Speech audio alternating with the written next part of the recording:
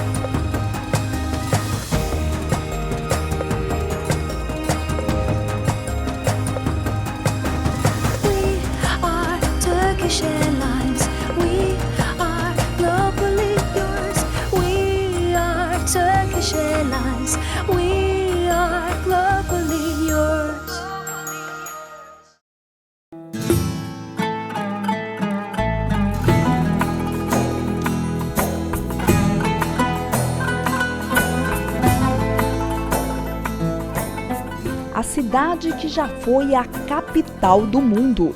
Istambul, a antiga Constantinopla. Aqui se consolidou o cristianismo. Foi um dos berços do islamismo. Se concretizaram os ortodoxos. Istambul é uma cidade fantástica, mistura história com modernidade, a única a se situar exatamente entre a Europa e a Ásia. A história de Istambul se conta em 14 séculos. Constantinopla era a principal rota do Oriente. Aqui o comércio passava entre a China e a Índia para Roma, Londres e a Península Ibérica, onde hoje estão Espanha e Portugal. Com a decadência de Roma por volta do ano 300 d.C., o Império Bizantino começou a crescer e tomar força. Constantino o Grande se tornou imperador do Oriente, mas ainda se declarava descrente de Jesus. Foi em 323 da era cristã que Constantino teve uma visão. Ele vislumbrou a cruz de Jesus carregada por anjos.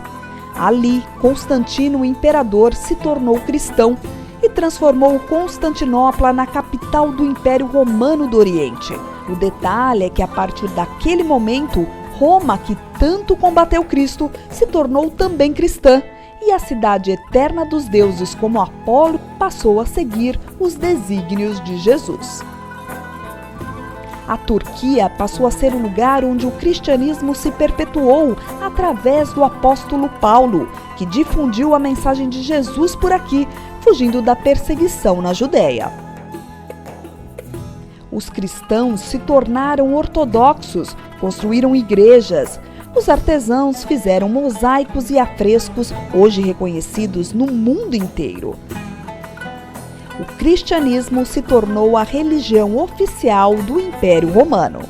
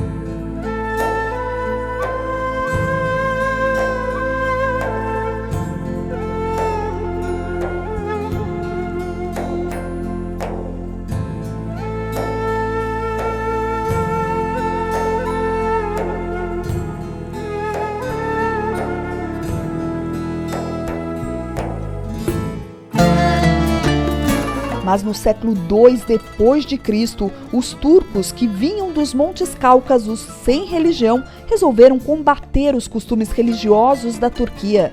Se tornaram muçulmanos a partir da crença no profeta Maomé, que surgiu no ano de 630.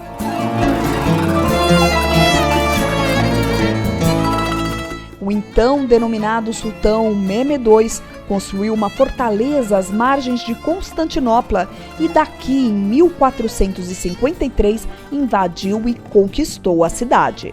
Era o início do Império Otomano.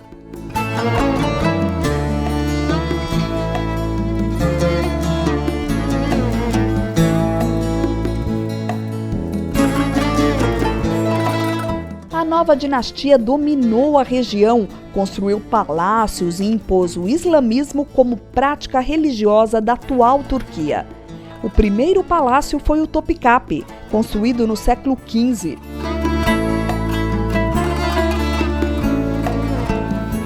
Luxo, exuberância, suntuosidade, palavras que definem bem o Palácio Topkapı, centro do poder da dinastia otomana por 400 anos. O local foi construído no século XV, mas cada sultão que viveu aqui com seu harém quis dar um toque especial ao palácio, construindo novas acomodações, o que tornou o Topkapı ainda mais exuberante, revelando estilos arquitetônicos de diferentes séculos. São 700 mil metros quadrados de construção.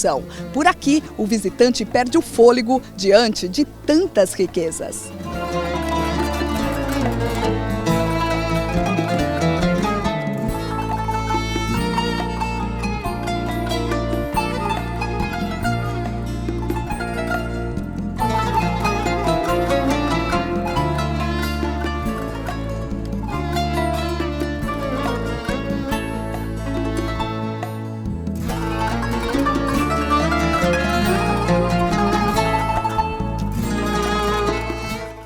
Por este portão exuberante, chegava-se ao gabinete do sultão, onde grandes embaixadores e políticos da época se reuniam para traçar os rumos do Império Otomano.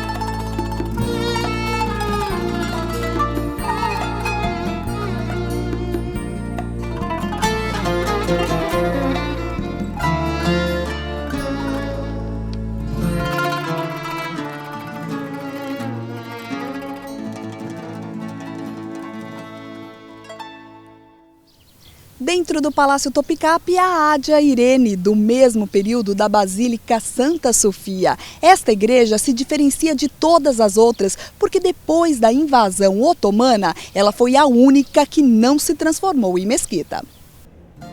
A dinastia otomana viveu aqui por vários séculos. O local é tomado por construções medievais, jardins com tulipas e relíquias históricas. E este é o espaço sagrado no Palácio Topkapı. Aqui ficam relíquias, como o manto sagrado de Maomé, fragmentos da barba do profeta e marcas da pegada. E acreditem, aqui também está o cajado de Moisés.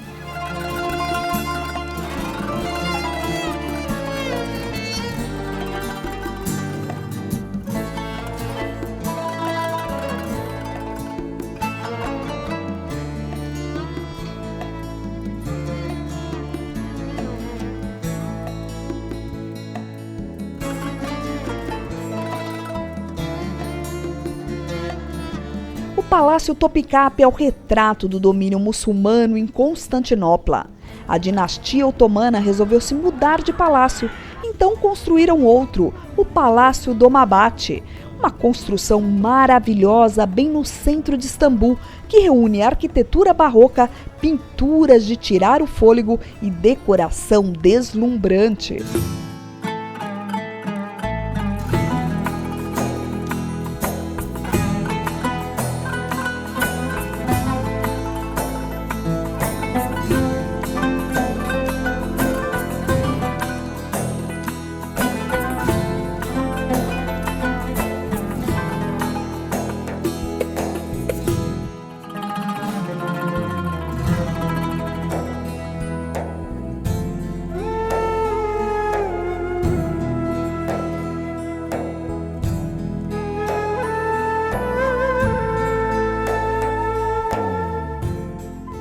imperador teve o cuidado de construir os jardins do palácio às margens do Estreito de Bósforo, o canal que separa a Europa da Ásia. O Palácio de Dolmabahçe foi a segunda residência oficial da dinastia otomana. Ele foi construído no século XIX. Entre outros materiais, foram usadas aqui 5 toneladas de ouro e 40 toneladas de prata. Hoje, o Palácio Dolmabahçe serve de reuniões políticas e até assembleias da OTAN, a Organização do Tratado do Atlântico Norte, Aliança Militar do Ocidente. Ainda hoje há a troca de guarda. Vejam a disciplina na mudança das guardas do palácio. Devidamente paramentados, eles ficam por horas dentro dessas caixas de vidro à prova de balas, vigiando a entrada do Dolmabahçe.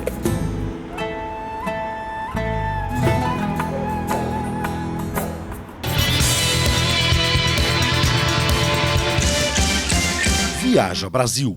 Apoio Cultural Fenactur, Federação Nacional de Turismo. E Gol, linhas aéreas inteligentes.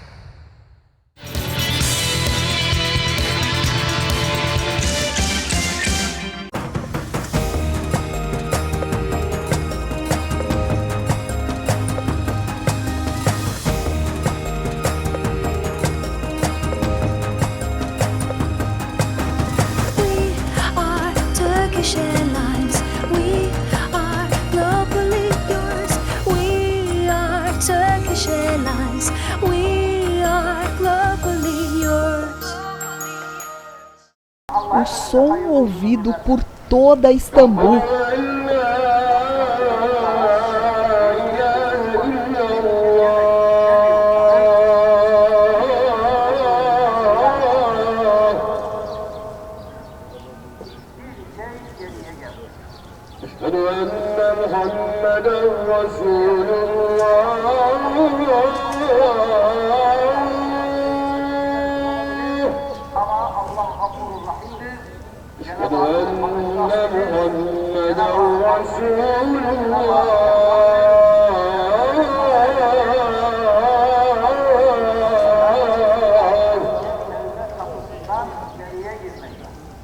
Cinco vezes por dia, o chamado para oração dos muçulmanos emana de quase 2.500 mesquitas espalhadas pela cidade.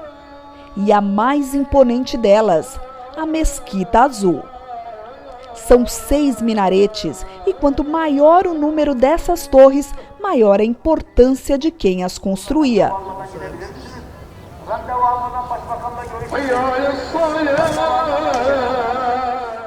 Viajar à Turquia é um mergulho na história da civilização e um pouco dessa história é contada aqui em Istambul. A Basílica Santa Sofia foi construída no século VI e foi símbolo do Império Romano Cristão no Oriente. Já a Mesquita Azul foi construída no século XVII pelo sultão Ahmed I e foi símbolo do Império Otomano.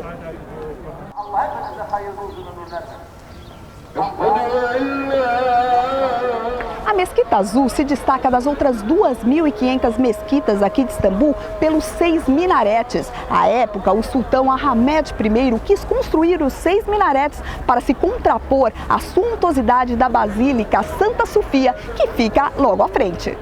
A construção é monumental. Para entrar é preciso estar descalço. As mulheres precisam cobrir a cabeça. Mas além de descalço, no caso dos muçulmanos, é preciso se purificar.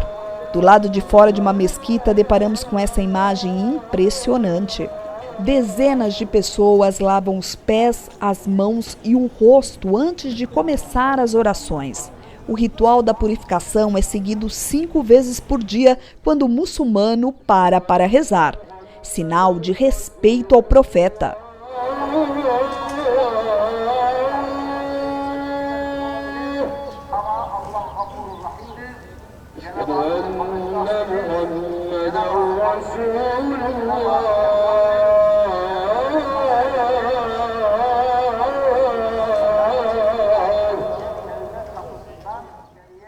Dentro, um cercado.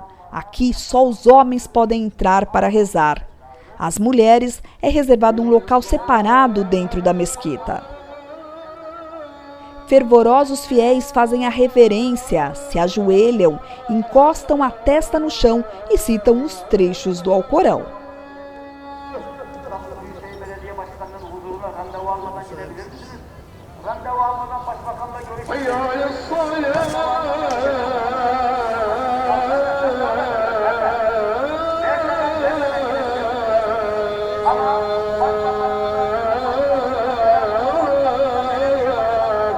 Na decoração, milhares de azulejos azuis e as estampas são de tulipas, um talismã adotado pelos sultões.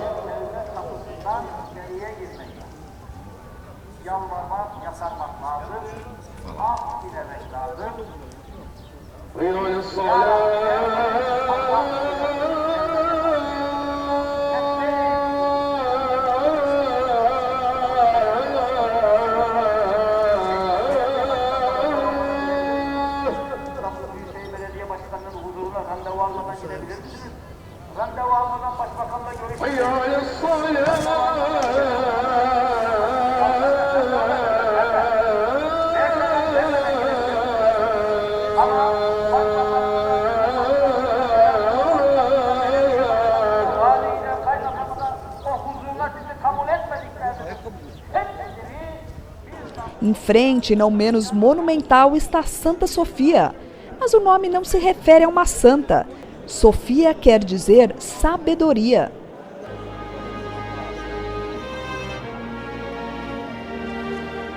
Nessas rampas com pedras originais do século VI, vamos ao andar superior perto da cúpula.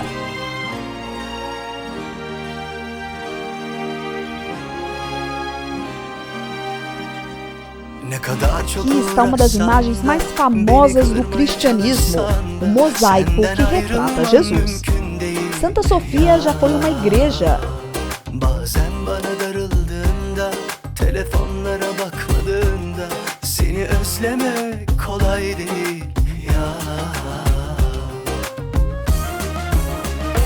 Com a queda do Império Romano do Oriente, a Basílica de Santa Sofia se transformou em uma mesquita. Hoje, ela não é mais um local de orações, é um museu que reúne imagens do cristianismo com símbolos do islamismo.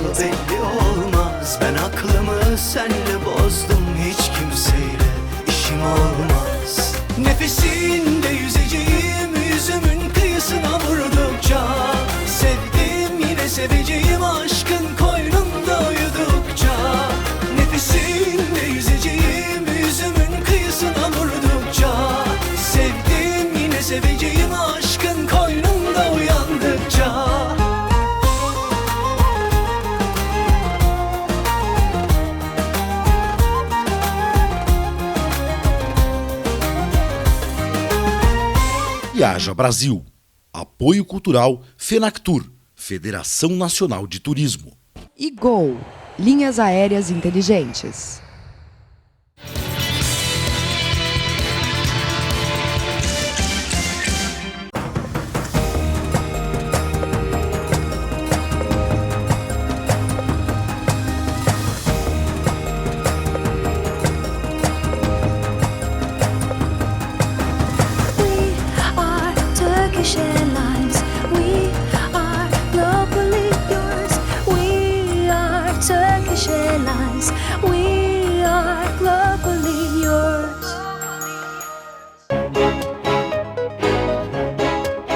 Istambul, a antiga Constantinopla, também foi dominada pelo Império Romano. E foi aqui que eles fizeram uma obra incrível, a cisterna de Erebatã, para acumular a água da chuva. Os romanos usaram pilastras, comuns na época do Império, e a cercaram com pedras. A obra é de 532 a.C. O lugar é incrível e já serviu como cenário para vários filmes de Hollywood.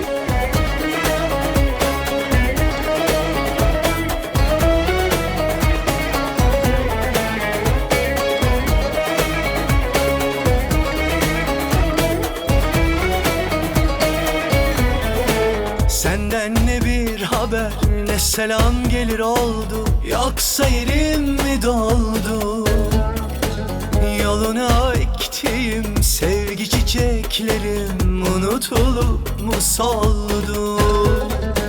Hani kader bizi ayırsa da bir gün kalpler bir olacaktı. Yoksa gurbetin o yalan kucakları seni de mi uyuttu? Hey, hey gidi günlere. Aqui em uma das pilastras está um furo onde todos colocam o dedo indicador e fazem um pedido. O segredo é girar o dedo por completo. Na cisterna ainda está uma escultura da Medusa. Através dos séculos, ela também ficou conhecida como deusa da petrificação, por causa de um castigo da deusa Atena. Medusa teria tido um relacionamento proibido com Poseidon, o deus dos mares. Atena, furiosa, transformou o cabelo dela em serpentes e ainda como castigo, Medusa, apenas com um olhar, transformava as pessoas em pedra. E quem está acompanhando a equipe do Viaja Brasil aqui na Turquia é o nosso guia, o Gurgel. Queria que você falasse um pouquinho primeiro do seu nome, né, que tem uma pronúncia bem típica turca. Fala pra gente qual que é. Güngör. Não tem, você viu? É bem típica mesmo. Eu queria que você falasse um pouquinho sobre o turismo na Turquia. A gente está ao fundo, nós estamos vendo um prédio, construção do século XIX, onde o Gurgel faz algumas apresentações com o trabalho dele. Conta aqui um pouquinho pra gente do seu trabalho e o turismo hoje na Turquia. Eu faço muito, fazendo do guia, pelo menos com 20 anos. Hein? Então, e hoje aqui para a Turquia o turismo é um setor muito importante. E no ano passado, por exemplo, 2012, nós tivemos como 32 milhões de turistas. Muita coisa, hein? Entre eles, que vem mais aqui para a Turquia é russo e alemão. Mas se a gente fala do turismo brasileiro, ainda é muito novo. O turismo brasileiro é muito jovem para a Turquia. E sobretudo por causa de Turkish Airlines, toda vez vindo mais brasileiro. E a gente espera mais brasileiro ainda, viu? A partir de julho, a Turkish Airlines também vai voar direto para Istambul todos os dias. Mas me fala uma coisa, você tem um português muito bom, eu queria que você explicasse um pouquinho, você já viveu no Brasil, não foi? Eu estive como 2 vezes lá em São Paulo, mas infelizmente a gente não conhece muito de lá, só São Paulo, um pouquinho das praias, só isso. Eu tenho alguma ideia da cidade de São Paulo, e eu gostei muito, em geral eu gosto muito das cidades maiores, assim como São Paulo, como Istambul, Nova York, então São Paulo eu adorei. Eu gostei muito. Não só a cidade, senão o povo de lá também. Eu estava aqui, eu gosto muito de ficar com brasileiros, porque toda vez que eu fico com eles, eu vou lembrando a vida de lá. Aqueles tempos que foi muito bacana. E o público brasileiro, o que você acha que o público brasileiro mais desperta? Assim, o que Istambul tem de especial que desperta no público brasileiro? Na verdade, Istambul não é que simplesmente a pessoa para brasileiro, senão oferece muito a cidade para estrangeiro. Porque aqui, por exemplo, aqui fica na parte nova, faz parte da vida moderna. Por exemplo, nós temos lá atrás, nós temos um prédio. Na verdade, ficar aqui é um privilégio, porque aquele prédio foi do século XIX, mas hoje tem uma função do turismo, sobretudo. E quando nós tivemos assim, grupos enormes, e a gente aproveita aquele prédio pelas reuniões, jantar, até como de balada. Hein? Então, e a parte velha, por exemplo, aqueles museus, Palácio Topkapi, Mesquita Sul, Santa Sofia, Grande Bazar e tudo, na verdade, o estrangeiro adora muito essa cidade porque oferece muito. Se a gente se gostasse muito dos museus, então aquela pessoa ficar o tempo todo na parte velha. Mas se a gente quiser misturar um pouquinho assim entre os dois, entre a parte cultural e parte da vida moderna, sobretudo, então essa cidade tem os dois, tem de tudo. Então brasileiro, eu gosto muito sobretudo da parte velha, porque ficar lá dentro do Palácio Topkapi, assim, lembrando aquele período dos sultões, Então é muito bacana tudo isso.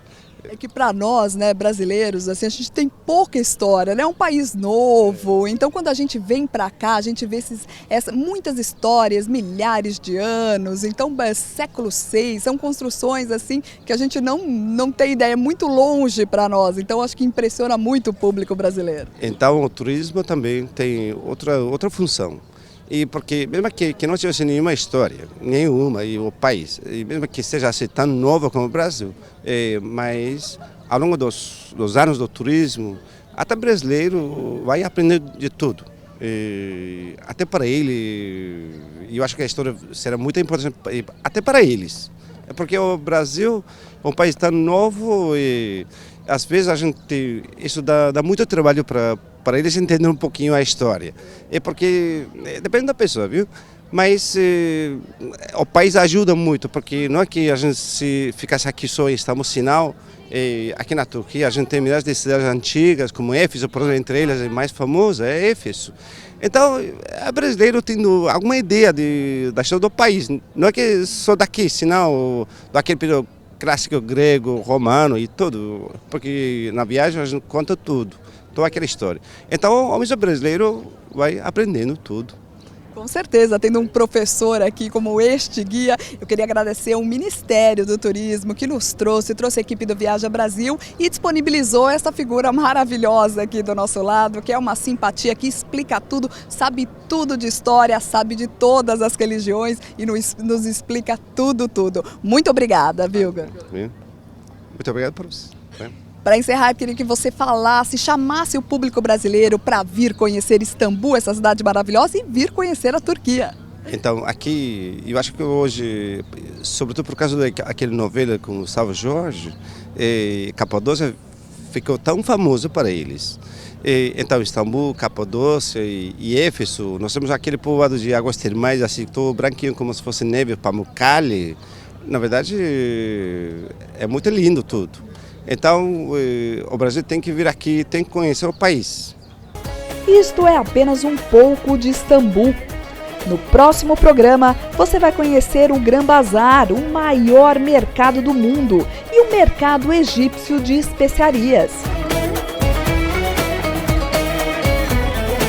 Senden ne bir haber, ne selam gelir oldu, yoksa yerim.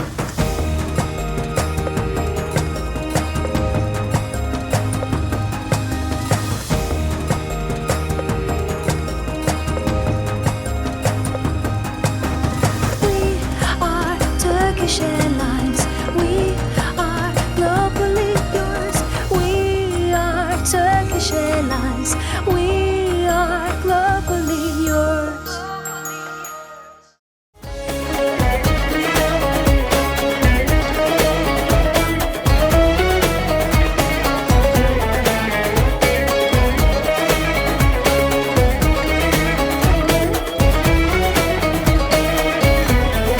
Senden ne bir haber, ne selam gelir oldu, yoksa yerim mi doldu? Yoluna ektiğim sevgi çiçeklerim unutulup mu soldu? Hani kader bizi ayırsa da bir gün kalpler bir olacaktı.